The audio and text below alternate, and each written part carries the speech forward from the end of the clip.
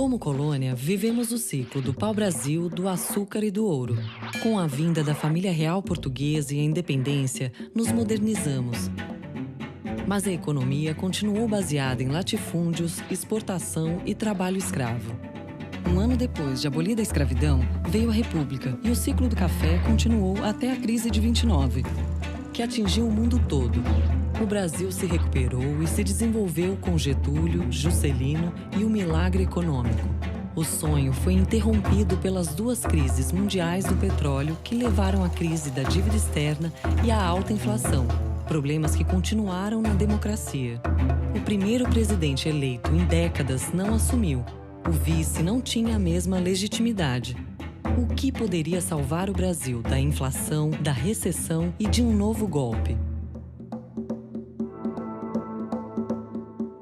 Que eu tinha quase que certeza que eu era um presidente da República, daqueles que o Brasil tinha eleito, destinados a serem depostos, como tinha caído o Jânio Quadros, como tinha caído o Getúlio, quando falharam todas as soluções. Tancredo Neves foi o presidente eleito, mas não assumiu o cargo. Não tinha grande penetração na grande mídia nacional, não tinha apoio de grandes grupos econômicos e não tinha partido político. Não tinha participado da organização do plano de governo do Tancredo. Não tinha escolhido nenhum ministro de Estado, não conhecia ninguém. Além disso, no primeiro ano de governo, os indicadores econômicos não melhoraram. A primeira tarefa de Sarney foi de gerar legitimidade para o seu próprio mandato. A legitimidade dependia do aumento da popularidade do presidente. Isso só com um milagre, como o fim da inflação. Sobre plano de estabilização. Há uma divisão clássica entre plano ortodoxo e plano heterodoxo. O plano ortodoxo é aquele que pretende resolver o problema da alta inflação, reduzindo a demanda, né?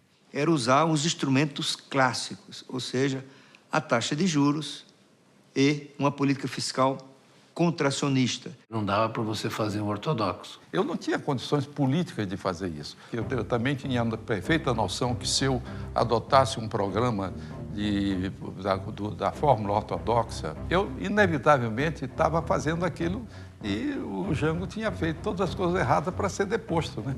E nesse momento ninguém sabia o que é que poderia acontecer. Havia gaviões dentro do governo Sarney, havia golpistas dentro do governo Sarney. A única força organizada capaz de tomar decisões naquele tempo era as Forças Armadas.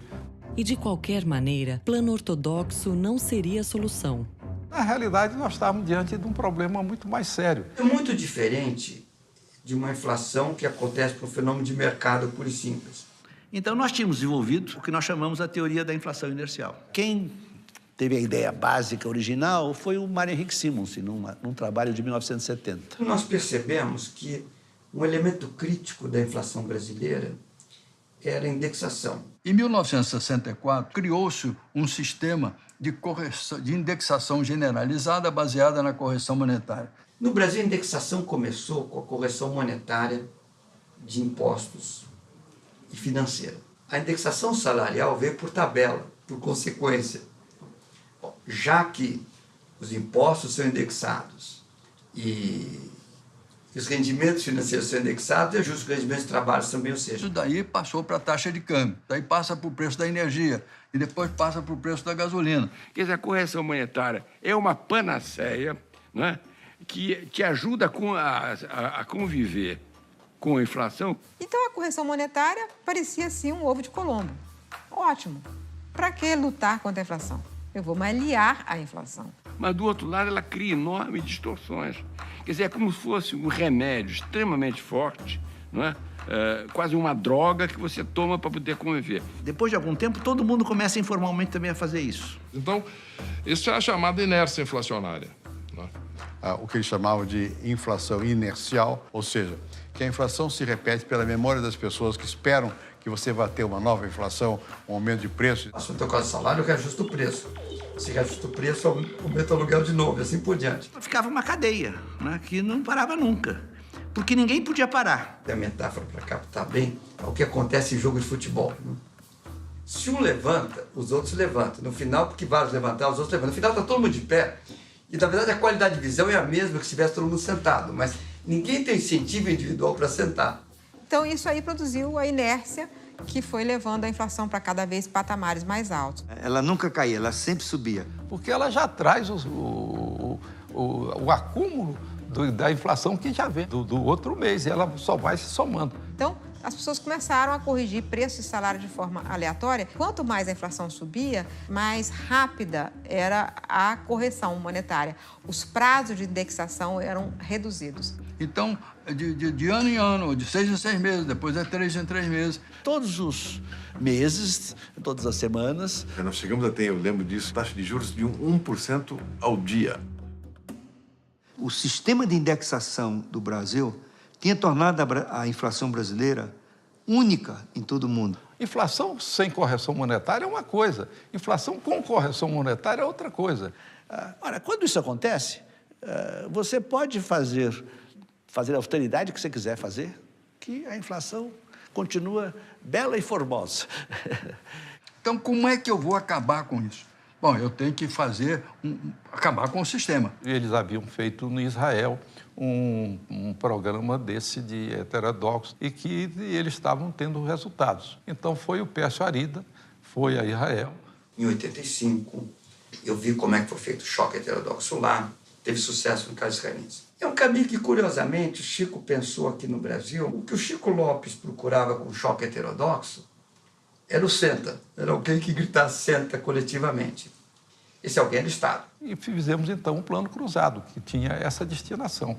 Quer dizer, de resolver, através de uma fórmula heterodoxa, o problema da inflação brasileira. Vamos aproveitar, nesse momento, todos juntos para reconstruir uma grande nação brasileira. Eu sabia que estava colocando minha cabeça na guilhotina, porque naquele tempo, enfrentar todo o empresariado nacional fazendo o congelamento de preços era uma coisa extremamente arriscada. Fiquei com muito receio. Nós todos estávamos no mundo sem saber o que ele ia resultar. Não se sabia, ninguém sabia, era uma aventura. E eu lembro que poucos dias antes do cruzado tinha uma história trágica da nave espacial Challenger, que é uma nave espacial norte-americana, que foi lançada com astronauta e explodiu no ar.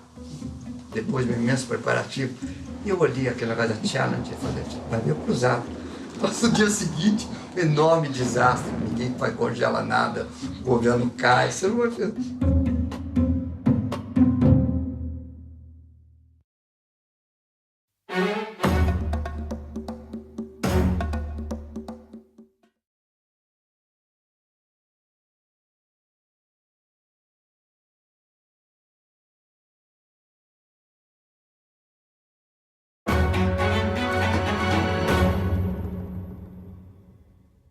O Plano Cruzado foi lançado em fevereiro de 86. E o que era o Plano Cruzado? Tem que congelar os preços, os contratos, os preços essenciais, as tarifas públicas, os salários, para daí para frente não ter mais correção monetária nem indexação. Se todos os preços fossem congelados num determinado dia, a inflação acabaria. E acabou. O Plano Cruzado, eu acho que foi um êxito que passamos a ter no primeiro mês, segundo, inflação zero, e a inflação muito baixa. Inflação baixíssima e até negativa, e o país, naquele ano, mudou. A queda súbita da inflação produziu uma confiança nova. Foi um deslumbramento, porque a gente via que o dinheiro no dia seguinte valia a mesma coisa, depois valia a mesma coisa. As pessoas viram que a felicidade podia estar lá. A moeda podia ser estável. Os salários aumentaram, as vendas aumentaram, estava todo mundo feliz, né? Eufórico quase. Os consumidores iam às compras, os bancos se sentiam encorajados a emprestar e o consumo aumentava rapidamente. Até remédio para dor de cabeça desaparecia na farmácia, né? Teve um crescimento acelerado da economia brasileira. E a economia disparou. Plano Cruzado, que ele legitimou o presidente da República. Ele afastou do presidente a função de ser deposto. Durante o Plano Cruzado, o presidente Sarney bateu recorde de popularidade. Um presidente que era criticado, atacado por ter vindo da ditadura, de repente viu a sua popularidade passar de 80%. O povo, no momento em que aceitou ser fiscal do presidente, assegurou o êxito desse programa. Tabela na mão, o Brasil no coração, a vitória estava assegurada. Na hora que chegava a tabela, todo mundo ia com a tabela para o supermercado. Quando o fiscal do Sarney dizia, eu sou fiscal do Sarney. O consumidor se sentiu com a tabela com muito poder na mão, né? Porque, assim, o governo deu para ele uma tabela, falou, você vai ser o cara que vai fiscalizar esse preço. A popularidade permitiu que a recém-nascida democracia começasse a arrumar as finanças públicas. Nós fizemos naquele tempo no Brasil uma coisa que mudou o Brasil completamente até hoje e que pouca gente fala, que foi o problema de nós organizarmos a parte fiscal do país. Olha, é tão complicado contar isso porque, primeiro, era muito desorganizado, ninguém sabia muito bem. Porque era tanta confusão. Era uma confusão muito grande. Essa coisa foi muito mais complexa do que parece. Se você tinha uma desordem fiscal absoluta... O Brasil não conseguia controlar a inflação, entre outras coisas, por causa desse tipo de problema. Quando eu assumi o governo, nós tínhamos 4 orçamentos. O orçamento monetário, o orçamento fiscal, o orçamento das estatais e o orçamento da Previdência. E só um orçamento, o da União, era aprovado pelo Congresso Nacional. O orçamento da União, o orçamento tradicional, ele continuava lá, as despesas de funcionário, as despesas públicas, os investimentos de projetos públicos continuavam. Então dava uma falsa ideia de que as finanças públicas no Brasil eram uma maravilha, porque o orçamento federal, incluindo o pagamento de juros, era equilibrado. A ordenação da política monetária, que era basicamente a política de crédito, esse passou a ser controlado pelo orçamento monetário. Então, essas operações de interesse público que não estavam no orçamento federal eram realizadas ao abrigo deste orçamento monetário. Um orçamento artificial, não